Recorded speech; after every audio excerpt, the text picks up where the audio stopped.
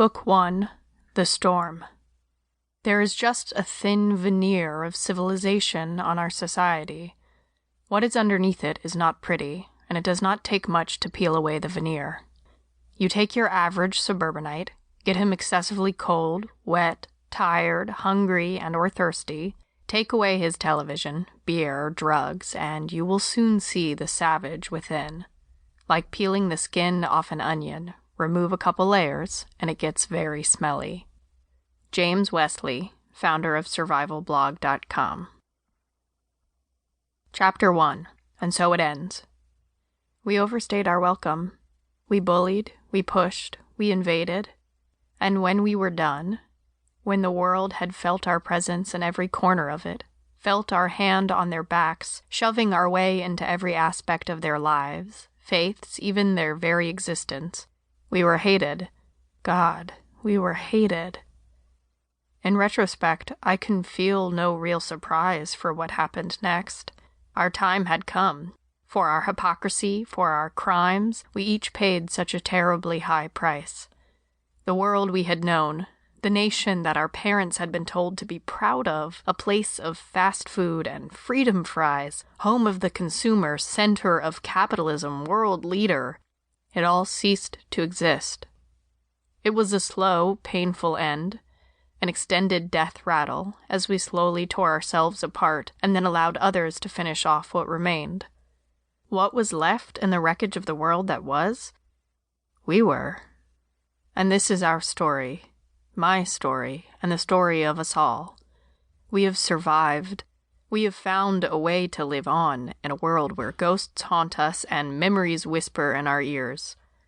Life goes on, one day at a time, and by the skin of our teeth and the force of our will, we will continue. What else can we do? Jess's Journal. On Black Monday, the long-faltering United States economy collapsed into complete chaos.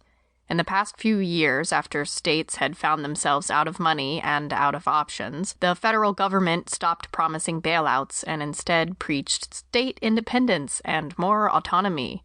Road projects and other public works were halted, and hundreds of thousands of state and even federal employees were left holding worthless checks their banks no longer honored. Abroad, things moved quickly as well. Quietly, without fanfare or publicity, American troops had been withdrawn from the Middle East and Korean conflicts. In some places, they left under cover of night, a stark, gaping hole left in their absence. Iraq and Afghanistan dissolved into civil war within days of being abandoned, while their neighbors looked on and tried to decide how to fortify their borders and contain the violence, while also finding a way to profit from the conflicts. Where had it all begun? Some said it had begun with OPEC no longer honoring the decades-long agreement to set prices and sell their oil based on American currency. Others claimed it had ended with China demanding payment in yen, not United States currency, on the billions in debt it was owed by the United States. Still others pointed far back to the strategies put into place after World War II that transformed the United States into an economic and political world power and consumer nation. However it had begun, it was all now crashing down in ruin. The United States had overextended itself and the future of its citizens, financially and politically in the hearts and minds of people throughout the world. From the not-so-benign foreign policy to the endless wars waged in the Middle East, our country, once hailed as a world leader, had become a mindless bully. We were the tyrant, the monster at the door. Where there had once been handfuls of money to seemingly any country that asked, now there was only debt and abandonment.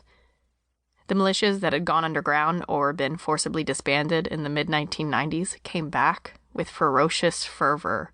Perhaps they had never really left. But everyone from the Luddites to the neo-Nazi to small bands of survivalists was forming, each seeking to put their own unique vision of how the world should work into action. And with those thousands of voices clamoring for different methods, different approaches, combined with the financial collapse from within, abandonment by the rest of the world, and foreign banks screaming for payment, all of these things brought one of the most powerful nations in the world to its knees.